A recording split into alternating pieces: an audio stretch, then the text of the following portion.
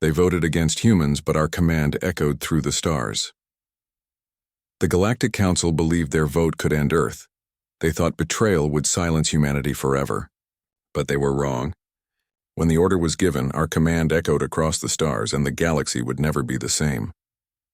The Judgment Hall. The crystalline walls of the Galactic Assembly reflected the light of 1,000 stars, as Commander Sarah Chen stood before the gathered representatives of 47 alien civilizations. Her dark eyes swept across the vast chamber where beings of every imaginable form had assembled to decide humanity's fate. The Precari delegation floated in their atmospheric bubbles, their translucent bodies pulsing with bioluminescent patterns that indicated their emotional state. The stone-like Gorvani sat motionless in their designated section, their silicon-based forms requiring no movement to communicate through their quantum-linked consciousness. The insectoid Zekri clicked and chittered among themselves, their compound eyes reflecting Sarah's image 1,000 times over. Sarah's fingers brushed against the datapad in her pocket, containing evidence that would shock the assembly if she revealed it too soon. For 3 months, human intelligence had been tracking unusual communication patterns between several senior council members. The messages spoke of fear, of humanity's rapid advancement, of the need to act before humans became too powerful to contain. She had hoped it was paranoia, a misunderstanding that could be resolved through diplomacy. But standing here now, feeling the weight of hostile gazes from species that had once called themselves humanity's allies, she knew the truth was far worse. The High Arbiter, a being of pure energy contained within a mechanical shell, pulsed with golden light as it began to speak. Its voice resonated through the chamber not as sound but as direct thought transmission, ensuring every species understood regardless of their auditory capabilities. The charges against humanity were severe and numerous. Unauthorized development of quantum manipulation technology, expansion beyond designated territorial boundaries, refusal to share advanced military applications with the Council. Each accusation was technically true, but stripped of context, painted to show humanity as aggressive and secretive rather than innovative and protective. Sarah watched as Ambassador Corvex of the Altarian Empire rose to speak, his forearms gesturing dramatically as he described humanity's crimes against galactic stability. The Altarians had been among the first to welcome humanity into the galactic community 70 years ago. They had shared star charts and trade routes, had celebrated when human medical technology saved millions of Altarian lives during the plague of 2387. Yet here stood Corvex, his voice dripping with venom as he called for humanity's immediate quarantine and the seizure of all human technological assets for the greater good of the galaxy. The human delegation behind Sarah remained silent, but she could feel their tension. Admiral James Patterson's jaw was clenched tight, his weathered face a mask of controlled anger. Dr. Lisa Wong's fingers danced across her hidden tactical display, monitoring the positions of human fleet elements throughout Council space. They had prepared for this possibility, had hoped it would never come to pass, but humans had learned long ago that hope without preparation was merely wishful thinking. The votes began to be cast, each species announcing their decision with ceremonial formality. The Precari voted for quarantine, their lights dimming to deep purple to indicate their sorrow at the necessity. The Gorvani abstained, their collective consciousness unable to reach consensus. The Zekri voted enthusiastically for quarantine, their species having always viewed humanity's individual-focused culture with suspicion. As the votes accumulated, a pattern emerged that confirmed Sarah's worst suspicions. The species voting against humanity were not random. They were precisely those who stood to gain the most from accessing human technology without human oversight. The Vorthan Confederacy wanted humanity's quantum drives. The Epsilon Collective desired human artificial intelligence systems. The Malthorian dynasty craved human terraforming capabilities. This was not about fear or safety. This was about greed dressed up as galactic security. When the final vote was tallied, 31 species had voted for quarantine, 12 had abstained, and only 4 had stood with humanity. The verdict was clear and devastating. Humanity would be confined to the Sol system. All human colonies would be evacuated and handed over to Council control, and human technology would be studied and distributed for the benefit of all Council members. Any resistance would be met with the combined military might of the entire Galactic Assembly. Sarah felt the weight of the moment. Knowing that her next words would echo through history, she activated her communication implant, sending a coded message to every human ship, station, and colony across the galaxy. The message was simple, just one word that would trigger protocols that had been years in preparation. Before she could speak publicly, her implant detected something extraordinary. A quantum signature unlike anything in human or alien databases was emanating from coordinates beyond the galactic edge. The signal was structured, artificial, and impossibly complex. Someone or something was watching this proceedings from the void between galaxies, and they had just responded to the Council's verdict with a transmission that human systems could partially decode. The message was brief but shocking in its implications. The tested have failed. The rejected have passed. The door is open. Sarah's mind raced as she processed this development. The quantum signature matched theoretical predictions for technology that humanity had only dreamed of achieving. Whoever sent this message possessed capabilities that dwarfed anything in the known galaxy, and somehow they were offering humanity something that the Council's betrayal had inadvertently triggered. She looked at Ambassador Corvex, who was already celebrating with other Council members, completely unaware of what had just occurred. They thought they had won, that they had successfully caged humanity before it could spread its wings too far. They had no idea that their betrayal had just activated contingencies that humans had prepared not just for political catastrophe, but for something far greater. Dr. Wong's eyes widened as she received the same transmission, her fingers flying across her displays as she analyzed the quantum signature. The readings were incredible, suggesting technology that operated on principles that shouldn't be possible according to current understanding of physics. Yet the evidence was undeniable. Something had been watching humanity's development, waiting for a specific condition to be met, and the Council's betrayal had just met that condition. Admiral Patterson straightened his shoulders, a slight smile playing at the corners of his mouth as he understood the implications. Humanity had always been good at turning disadvantages into opportunities. This would be their greatest transformation yet. Sarah finally spoke, her voice calm and measured despite the chaos she knew was about to unfold.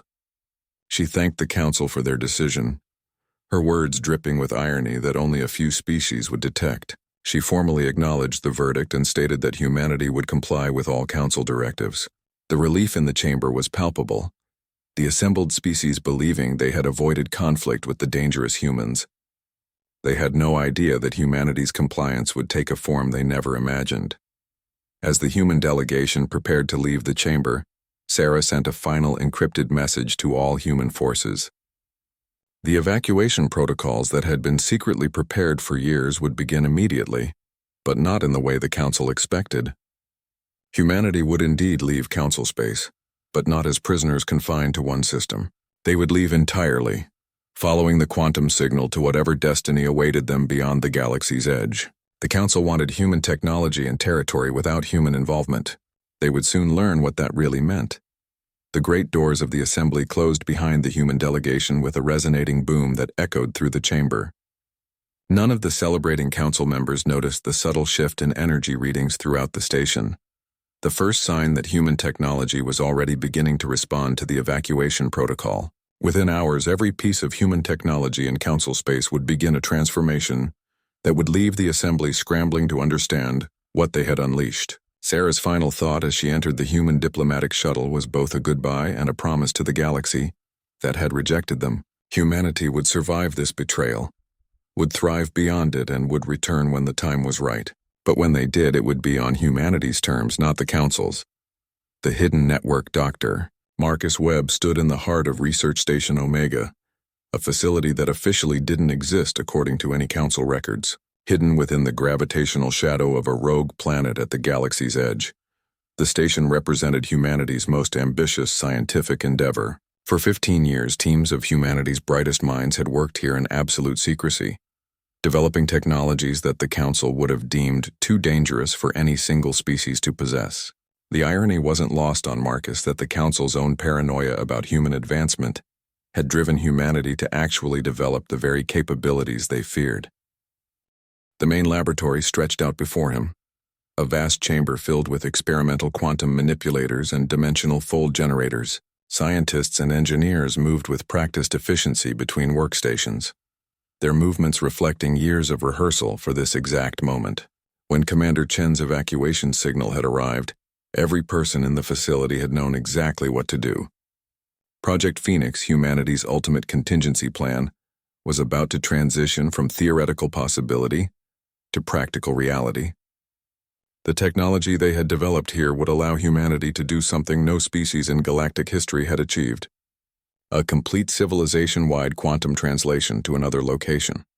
Marcus reviewed the readings from the mysterious signal that had been detected during the council session. The quantum signature was unlike anything in their databases, yet it resonated with the experimental frameworks his team had been developing. It was as if someone had been observing humanity's scientific progress and had chosen this moment to reveal themselves. The signal's origin point was in a region of space that conventional physics said should be empty void. Yet their sensors showed massive energy readings that suggested structures of unimaginable scale and complexity. Lieutenant Diana Foster approached with updated reports from the network of hidden human facilities across the galaxy.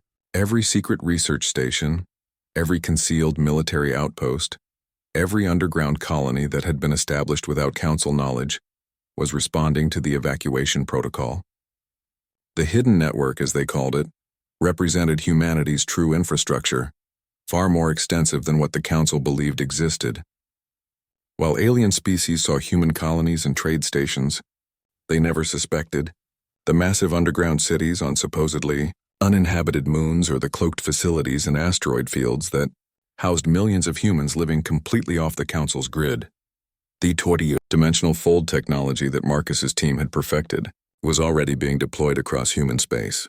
Unlike conventional faster-than-light travel that still operated within normal space-time, dimensional folding created bridges between points by stepping outside regular dimensional constraints.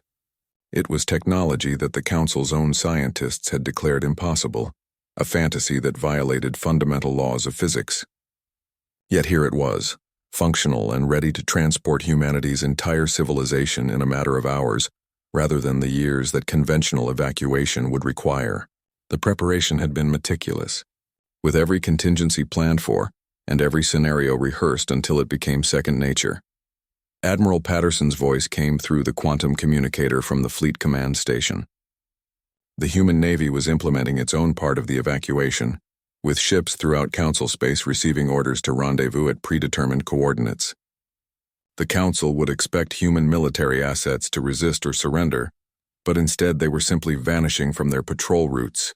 By the time alien monitoring stations realized what was happening, the human fleet would be gone, leaving only empty space where thousands of ships had once maintained order and protected trade routes from pirates and hostile entities. The most brilliant aspect of Project Phoenix was its effect on human technology left behind. Every piece of human equipment in alien possession, every traded device, every gifted medical scanner or agricultural enhancer contained hidden quantum markers that were now activating. These markers wouldn't harm anyone or cause destruction. Instead, they would simply cause the technology to cease functioning, its operating principles becoming incomprehensible gibberish to anyone trying to study or replicate it. The Council wanted human technology without humans, but they were about to discover that human innovation was inseparable from human creativity and maintenance. Marcus monitored the implementation of the Consciousness Backup Protocol, perhaps the most ambitious aspect of Project Phoenix. Every human in the galaxy was being scanned by quantum field generators that created a complete record of their neural patterns and memories. If anything went wrong during the evacuation, if any human was lost in the transition, they could be reconstructed from these backups. It was technology that bordered on the metaphysical, raising questions about consciousness and identity that philosophers had debated for centuries. But it was also practical insurance against the loss of even a single human life during what would be the greatest migration in human history. The Void Watchers, as the team had begun calling the source of the mysterious signal, sent another transmission. This time, it contained coordinates and what appeared to be technical specifications for enhancing humanity's dimensional fold technology. The improvements were elegant and profound, suggesting an understanding of physics that transcended current models. Marcus realized with growing excitement that the Void Watchers were not just observers but mentors, guides who had been waiting for humanity to reach a specific level of development before revealing themselves. Ambassador Threk of the Gorvani Collective, one of the few species that had abstained from voting, managed to establish communication with the human delegation through a secure channel. His message was urgent and revealing. The Gorvani's collective consciousness had detected the activation of humanity's hidden network and understood its implications.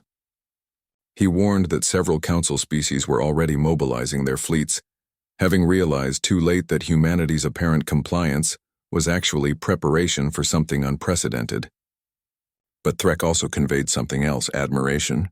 The Gorvani recognized that humanity was about to achieve something that transcended petty political squabbles and territorial disputes. Dr. Wong's analysis of the Council's mobilization showed that they were still thinking in conventional terms. They expected humanity to either fight or surrender, to follow the patterns that every other quarantined species had followed throughout galactic history. They couldn't conceive of a third option: complete voluntary exodus to somewhere beyond their reach or understanding. The Council's entire strategic doctrine was based on controlling space and resources within the galaxy. Humanity was about to demonstrate that there were possibilities beyond their limited imagination. The first successful dimensional fold transfer occurred at Mining Colony 7, a facility in the Kepler system that housed 50,000 humans. One moment the colony was there, its structures and population clearly visible to Council monitoring stations.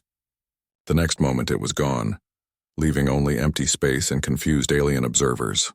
The transfer was clean and precise, with every building, every person, every piece of equipment translated to coordinates that existed outside normal space-time before being repositioned at the destination point beyond the galactic edge. Marcus felt a surge of pride as reports came in of successful transfers across human space. Decades of preparation, of secret research and hidden development were paying off in a mass evacuation that the Council couldn't stop even if they understood what was happening. Humanity had turned the Council's betrayal into an opportunity for transcendence, using the crisis as a catalyst for achieving something that might never have been attempted under normal circumstances. The quantum signature of the Void Watchers grew stronger with each successful transfer, as if they were actively helping to stabilize the dimensional bridges. Sarah Chen's voice echoed through the facility's communication system, addressing all personnel in the hidden network. She spoke of humanity's destiny, of the journey they were about to undertake, of the new possibilities that awaited them beyond the known galaxy.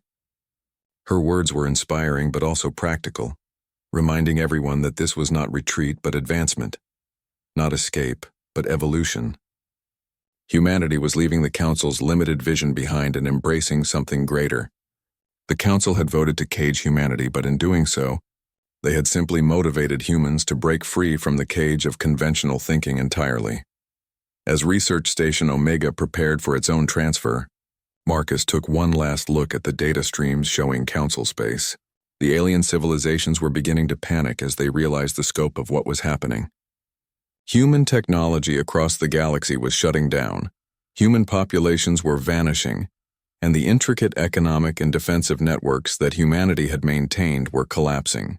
The Council had wanted to see what their civilization would look like without humans.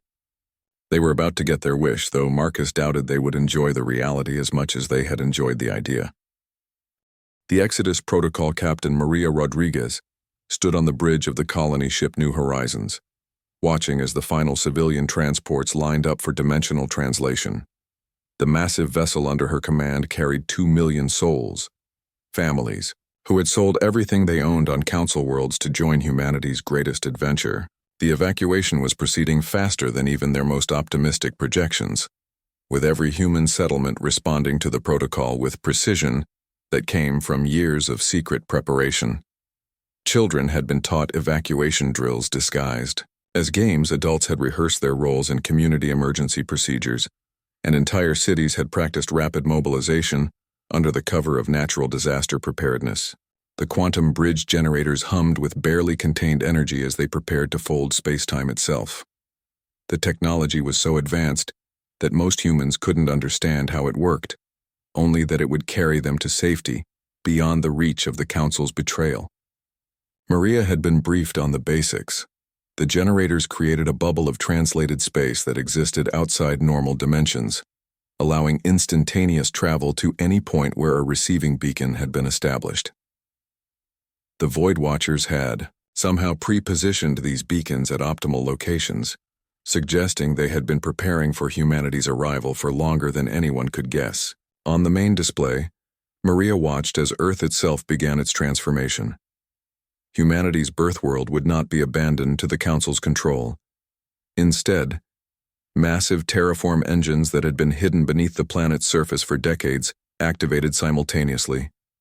The entire planet began to phase shift, its matter converting to a quantum state that would allow it to be transported along with its population. Cities that had stood for millennia became patterns of energy. Oceans transformed into waves of possibility, and the atmosphere itself became a shell of contained potential.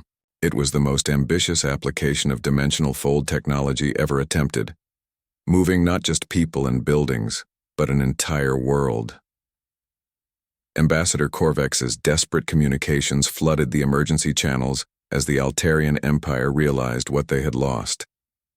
His fleet had arrived at Mars expecting to find human resistance or surrender, only to discover the red planet already gone, leaving only a gravitational anomaly that their scientists couldn't explain. The panic in his voice was palpable as he demanded answers, threatened consequences, pleaded for humanity to reconsider. But humanity was done listening to the Council's words. They had shown their true nature with their vote, and now they would live with the consequences of their betrayal. Dr. Michael Chang coordinated the medical evacuation from his position on Hospital Station Mercy. 12 billion humans across the galaxy needed to be safely translated, including millions who were sick, elderly, or otherwise vulnerable. The medical protocols for dimensional translation had been refined through thousands of simulations, but the real test was happening now. Every human was being monitored during translation, their vital signs tracked, their quantum signature verified to ensure complete transfer. Not a single human would be left behind, not even those in council prisons or detention facilities who had been arrested on fabricated charges during the lead-up to the betrayal. The economic impact of humanity's exodus was already rippling through council space. Human-run corporations were automatically liquidating their assets, converting everything to energy credits that were then donated to local charities and humanitarian organizations. It was a final gesture of goodwill, ensuring that innocent civilians who had nothing to do with the council's decision wouldn't suffer from the immediate economic collapse. Trade routes that humans had protected were already seeing increased pirate activity, and several colonies that depended on human food production were reporting shortages that would become critical within days. Lieutenant Colonel David Park watched from his stealth reconnaissance vessel as the Council's military response floundered in confusion. Fleets from 12 different species were converging on Earth's former location, only to find empty space and quantum echoes. Their weapons were charged, their boarding parties ready, but there was nothing to fight, no one to capture. Some fired into the void in frustration, their energy weapons dissipating harmlessly in the absence of any target. Others searched frantically for signs of where humanity had gone, their sensors unable to penetrate the dimensional barriers that now separated humanity from council space. The prison worlds of the Epsilon Collective posed a special challenge. Hundreds of thousands of humans had been imprisoned there over the years for crimes both real and fabricated, used as forced labor in the collective's manufacturing facilities. The rescue operation required precise coordination, with special forces units using personal dimensional fold devices to extract every human prisoner simultaneously. The Epsilon guards found themselves staring at empty cells. Their prisoners vanished in an instant, leaving only confused silence where moments before there had been the sounds of human suffering and determination. Sarah Chen coordinated the diplomatic evacuation from the council station itself. The human embassy staff worked with practiced efficiency, destroying sensitive documents, wiping computer cores, and removing any technology that could be reverse engineered.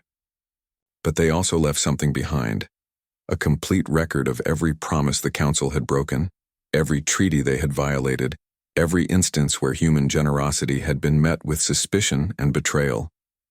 It was a historical document that would stand as testimony to why humanity had chosen exodus over subjugation.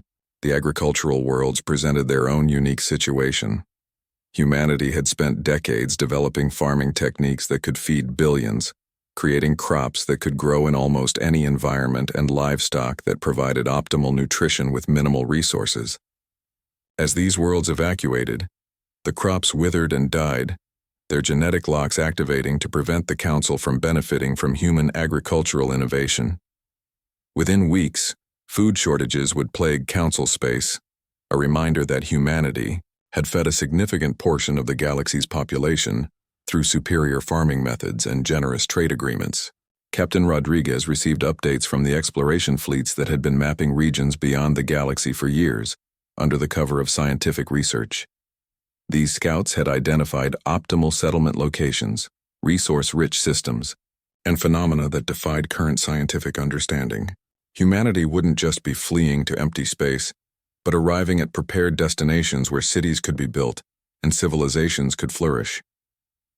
The Void Watchers had somehow marked the best locations, leaving quantum beacons that promised resources and opportunities beyond imagination. The cultural evacuation was perhaps the most poignant aspect of the exodus. Human museums, libraries, and data centers were being completely transferred, preserving millions of years of history and culture. Every book, every painting, every piece of music that humanity had created was being saved and transported to their new home. The Council had wanted to suppress human culture, viewing it as dangerously individualistic and chaotic. They would now have to live without human art, literature, and music, without the creative spark that had enriched galactic culture for 7 decades. Dr. Foster's team managed one of the most critical aspects of the evacuation, the preservation of human genetic diversity. Biobanks containing genetic samples from every human ethnic group, along with preserved samples of Earth's flora and fauna, were being carefully transported. Humanity would carry the legacy of their birth world with them, ensuring that future generations could experience the biological richness that had shaped human evolution. The Council might occupy Earth's former position in space, but they would never have access to the genetic treasures that made the planet unique. The education networks were conducting their final classes, teaching human children about the historic moment they were living through. Teachers explained in age-appropriate terms why they were leaving, emphasizing that this was not defeat, but a new beginning. Children who had been born on alien worlds and had never seen Earth were told stories of humanity's birth world and promised that they would help build something even better in their new home. The trauma of forced evacuation was being transformed into an adventure narrative that would define human culture for generations to come. As the final hour of evacuation approached, Maria Rodriguez looked at the tactical display showing the positions of every human ship and station. The coordination was perfect, a symphony of movement that demonstrated humanity's greatest strength, the ability to work together toward a common goal despite individual differences. In precisely synchronized movements, the entire human civilization would translate simultaneously, leaving Council space in a single instant that would be remembered as the moment when humanity chose freedom over subjugation. The countdown began, broadcast to every human in the galaxy through quantum-encrypted channels. 10 billion voices counted down together, united in purpose and determination. The Council's monitoring stations detected the massive energy buildup, but could do nothing to stop it. Their weapons were useless against the dimensional barriers, their threats meaningless to a species that had already chosen its path. As the countdown reached 0, Captain Rodriguez spoke the final words that would be heard in Council space. Humanity chooses to forge its own destiny. May you find wisdom in our absence. The new frontier, the Andromeda sector, materialized around humanity's arriving fleet like a cosmic embrace of infinite possibilities. Admiral Patterson stood on the command deck of the dreadnought Resilience, watching as billions of humans arrived at their new home simultaneously. The dimensional translation had been perfect, with every ship, station, and even Earth itself appearing exactly where planned. The sight before them defied description. Massive structures left by the Void Watchers hung in space, technological monuments that dwarfed anything the Council had ever built. Crystalline cities floated in orbital patterns around stars that burned with unusual spectra, their light containing frequencies that suggested exotic matter interactions. Dr. Marcus Webb's research teams immediately began analyzing their new environment, discovering that the Void Watchers had prepared this region specifically for human habitation. The star systems had been carefully arranged to provide optimal resources and defensive positions. Planets had been pre-terraformed with Earth-like conditions but enhanced with features that nature alone could never produce. Floating continents held aloft by controlled gravitational fields, oceans that could be adjusted for temperature and chemical composition at will, and atmospheres that automatically filtered harmful radiation while amplifying beneficial wavelengths. Earth itself was positioned at the center of humanity's new territory, restored to a pristine state that exceeded even its pre-industrial beauty. The quantum translation had somehow repaired centuries of environmental damage, restoring extinct species from genetic templates and purifying polluted regions. Cities were rebuilt at the atomic level, maintaining their familiar appearance while incorporating advanced materials that would last millennia. It was Earth as humanity had always dreamed it could be, familiar yet transformed, preserved yet enhanced. Meanwhile, in the old galaxy, the Council's civilization began experiencing cascading failures that their leaders had never anticipated. Ambassador Threk of the Gorvani Collective compiled reports of the disasters unfolding across Council space. Without human maintenance, the quantum communication networks that connected distant systems began deteriorating. Trade routes that humans had protected from pirates became dangerous within weeks. Medical facilities that relied on human-designed equipment found themselves unable to treat diseases that had been easily cured just months before. The Council had assumed human contributions were replaceable, but they were discovering that human innovation had been woven into the very fabric of their civilization. The Zekri hives faced immediate agricultural collapse as their food production facilities, upgraded with human technology, ceased functioning. The insectoid species had become dependent on human-engineered crops that could feed their massive populations. Within 3 months, famine spread across Zekri worlds, forcing them to consume their emergency reserves while desperately trying to reverse-engineer farming techniques that required human intuition and creativity to properly implement. Their compound eyes, once turned toward humanity with suspicion, now searched empty space where human agricultural stations had once orbited. Captain Rodriguez led the colonization effort of New Havana, a world that combined Earth-like conditions with resources that existed nowhere in the old galaxy. Veins of crystallized energy ran through mountain ranges, providing unlimited power for cities. The oceans contained microorganisms that could process waste products into useful materials, creating self-sustaining ecological cycles. Forests grew with trees that could alter their cellular structure based on human needs, providing everything from construction materials to pharmaceutical compounds. It was a world that seemed designed to respond to human presence and creativity. Dr. Lisa Wong established the New Geneva Institute, a research facility that would study the technology left by the Void Watchers. The artifacts they discovered suggested a civilization that had transcended physical limitations millions of years ago. Data archives contained information about physics principles that human science had only theorized. Manufacturing systems could manipulate matter at the subatomic level, creating materials with properties that violated known laws of chemistry. Most remarkably, the Void Watchers had left instructions specifically calibrated for human understanding, as if they had been studying humanity's intellectual development and knew exactly how to communicate complex concepts in ways humans could grasp. The Altarian Empire sent increasingly desperate messages through the few communication channels that still functioned. Ambassador Corvex himself led diplomatic missions to the empty space where Earth had been, broadcasting apologies and offers of reconciliation into the void.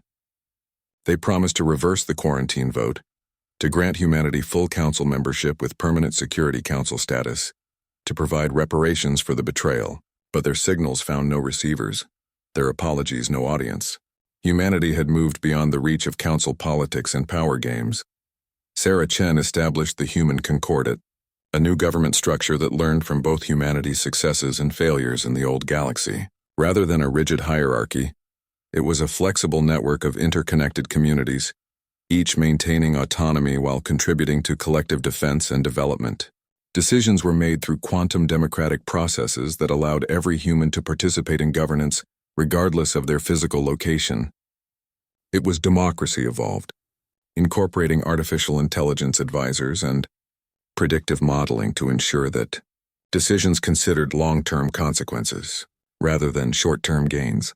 The Prakari Confederation experienced a philosophical crisis as their empathic abilities, which had always allowed them to sense the emotional states of other species, suddenly felt the absence of human consciousness like a void in their collective awareness.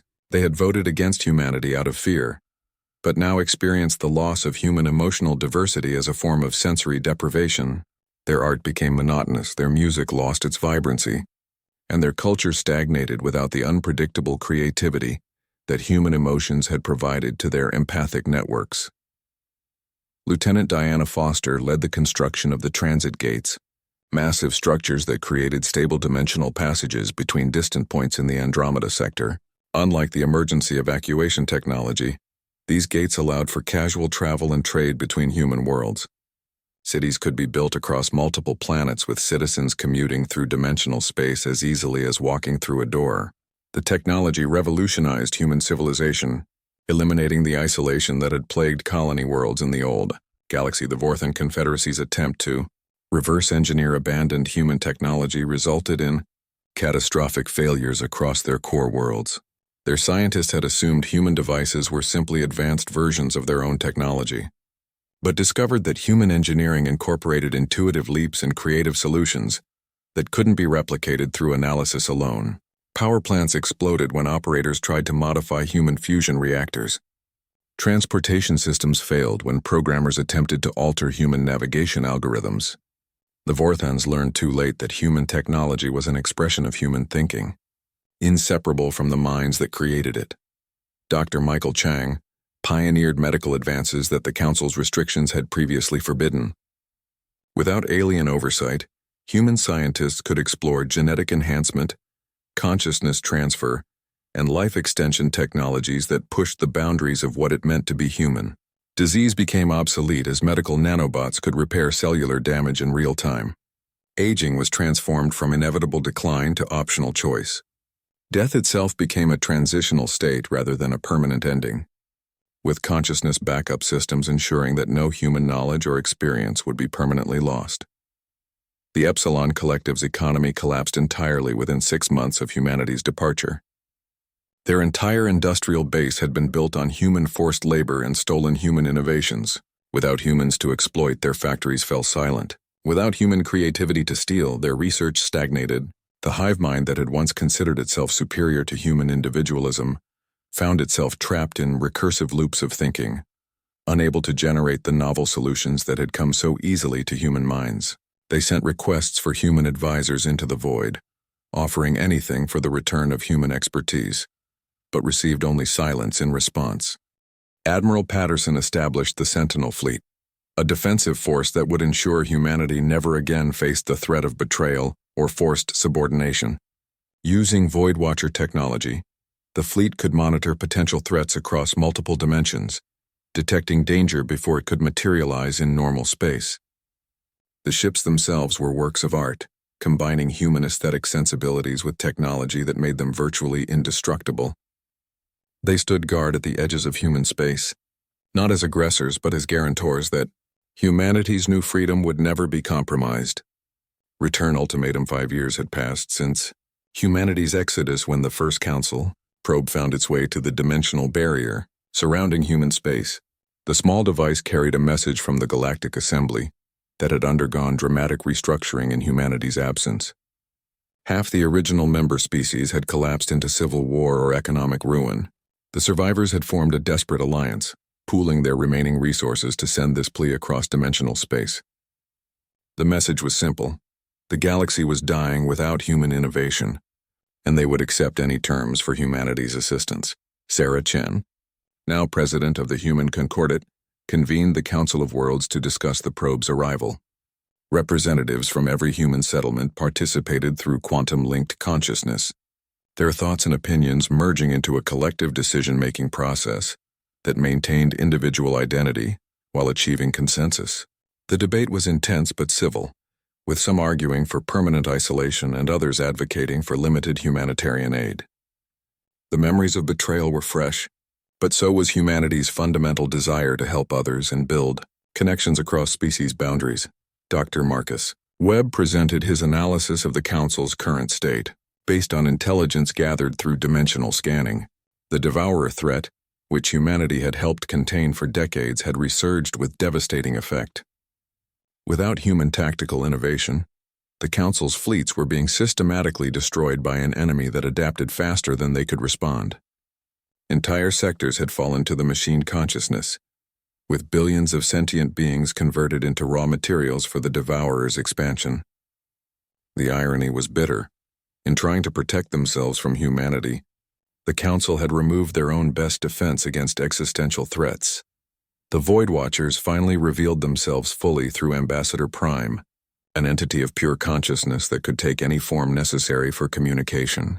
They explained that humanity's test had never been about technology or power, but about wisdom and restraint. By choosing exodus over revenge, by building rather than destroying, humanity had proven itself worthy of inheriting the Void Watchers' legacy. The dimensional space humanity now occupied was merely the beginning. Entire universes awaited human exploration and colonization. The Council's betrayal had been anticipated, even necessary, to trigger humanity's evolution beyond the constraints of single-galaxy thinking. Admiral Patterson outlined the military situation with characteristic precision. Humanity now possessed defensive capabilities that made them functionally invulnerable to any threat from the old galaxy. The Sentinel fleet had evolved into something beyond traditional military force, capable of manipulating fundamental forces to create or destroy on a cosmic scale. But with great power came the question of how to use it responsibly. Humanity could easily reconquer the old galaxy, impose their will through superior force, but that would make them no better than the Council that had betrayed them. The conditions humanity set for providing assistance were transformative rather than punitive. First, the Galactic Assembly would be dissolved and replaced with a federation of independent worlds, each maintaining sovereignty while contributing to collective defense and development. Second, all species would have equal access to educational and technological resources, with advancement based on merit rather than political maneuvering. Third, a Bill of Sentient Rights would be established, protecting individual consciousness regardless of species, artificial or biological nature, or level of technological development. Fourth, humanity would maintain permanent observer status but never again submit to external authority. Ambassador Corvex, now aged and humbled by 5 years of watching his empire crumble, led the Council's delegation through the dimensional gate humanity opened for negotiations. His forearms trembled as he witnessed the transformation humanity had achieved in isolation. Cities that floated in space like jeweled webs, planets whose entire surfaces were sculpted works of living art, and children who played with technologies that the greatest Council scientists could not understand.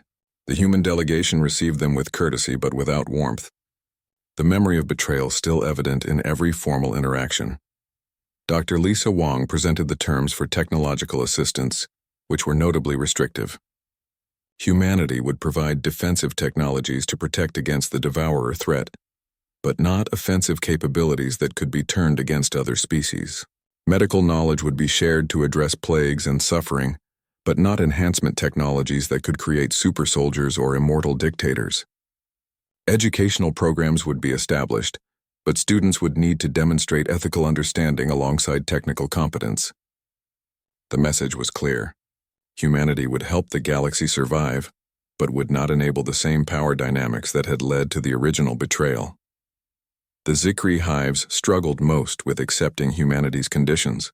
Their collective consciousness had difficulty understanding individual rights and freedoms, viewing them as chaotic and inefficient.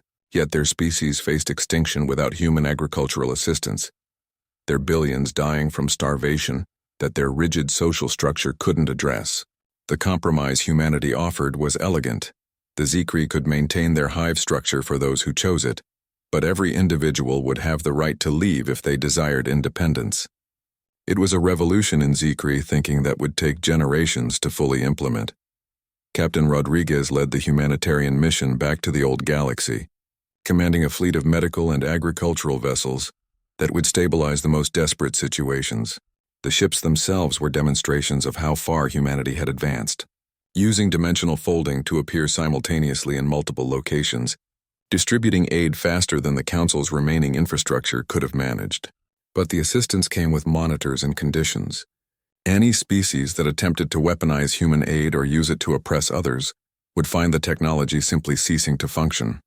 The Gorvani Collective, having abstained from the original betrayal vote, received special consideration. Their silicon-based consciousness had evolved during humanity's absence, developing new philosophical frameworks that embraced diversity rather than seeking uniformity. Ambassador Threk had become a bridge between humanity and the Council remnants, translating human concepts into forms other species could understand while advocating for the reforms humanity demanded. The Gorvani became the first non-human species invited to establish an embassy in human space, though under careful observation and with limited access to sensitive areas. Dr. Michael Chang established medical stations at the dimensional boundaries, treating refugees from devourer attacks regardless of species. The healing centers became neutral ground where former enemies worked side by side, united in their desire to save lives. Council species witnessed human doctors treating those who had voted for humanity's quarantine with the same dedication they showed to humanity's allies. It was a powerful demonstration of human values, showing that compassion could coexist with justice, that helping others didn't require forgetting past wrongs. The Vorthan Confederacy faced the most stringent restrictions. Their attempted theft of human technology and their aggressive pursuit of human colonies during the evacuation had marked them as particularly untrustworthy. They would receive only the minimum assistance necessary to prevent species extinction, and every piece of technology provided would be monitored by human-controlled artificial intelligence. The Vorthans raged against these restrictions but had no leverage to demand better terms. They had gambled on gaining human technology through betrayal and had lost everything.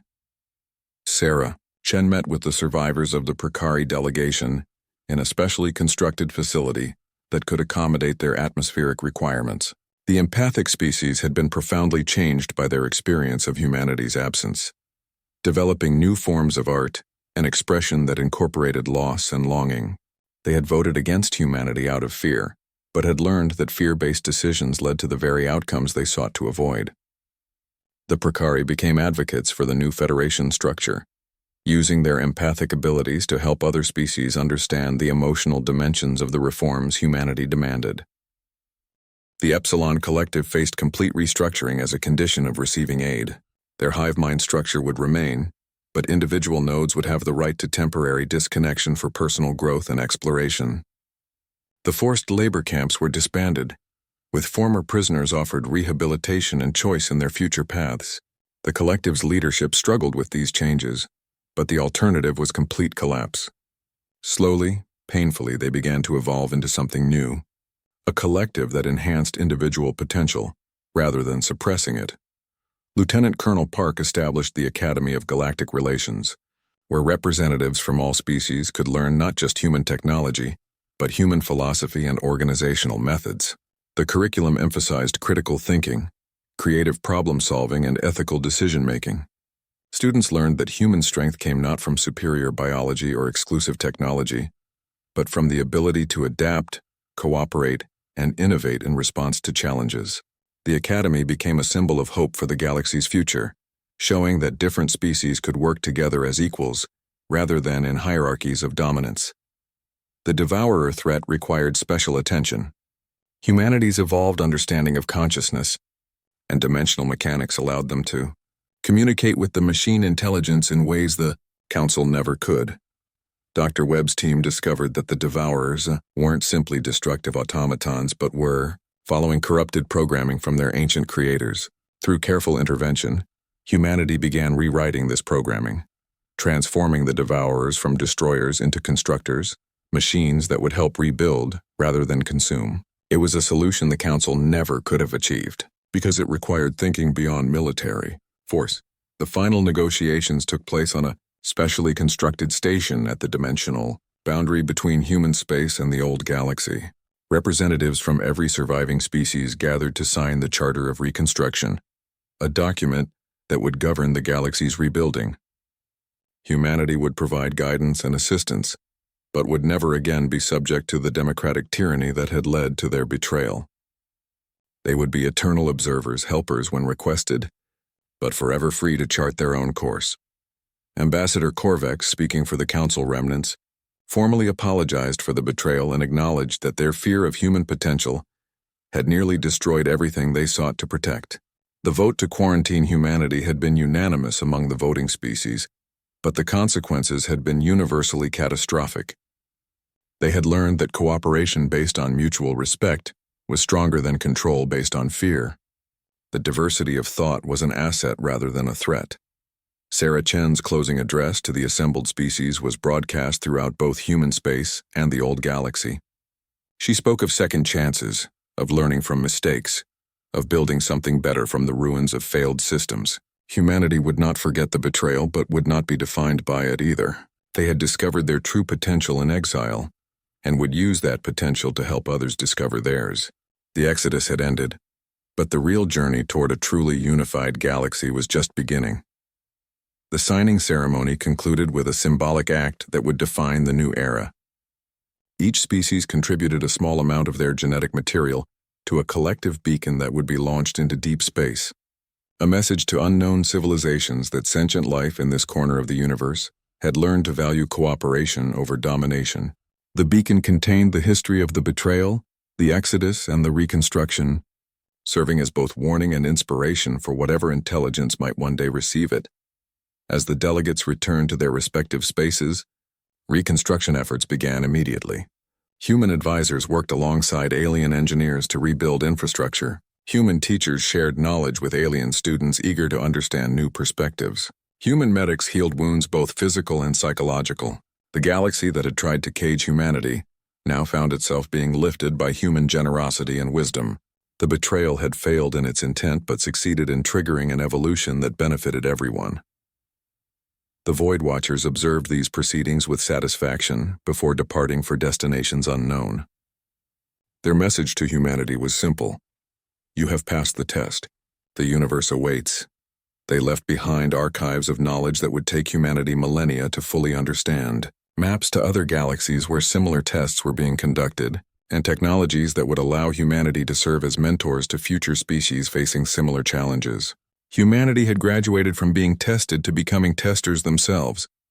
President Chen established the Eternal Watch, a commitment that humanity would never allow another species to face the choice between subjugation and exile alone.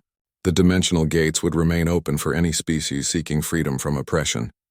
The mistakes of the old galaxy would not be repeated because humanity would ensure that power could never again be concentrated enough to enable such betrayal. It was not revenge but prevention, not domination but protection. The story of humanity's exodus became legend throughout the galaxy, told in different ways by different species but always carrying the same core message. That true strength comes from choosing to build rather than destroy, to transcend rather than dominate, to unite rather than divide. The word that had triggered humanity's escape, exodus, became synonymous with transformation and hope. What had begun as betrayal had become the foundation for a galactic civilization that would endure for eons as the dimensional barriers stabilized and regular travel resumed between human space and the old galaxy. Children of different species began to play together on neutral stations, their games incorporating human creativity and alien perspectives. Scientists collaborated on projects that no single species could have achieved alone. Artists created works that blended human emotion with alien perception. The future that emerged from betrayal and exodus was brighter than any council vote could have authorized. Humanity had returned, not as conquerors or subordinates, but as evolved beings who had discovered that true power lay in lifting others up rather than holding them down. The galaxy had voted against humans, but humanity's response had echoed not just through the stars but through dimensions, creating ripples of change that would shape the universe for millions of years to come. The exodus had ended, but the journey toward infinite possibility had just begun.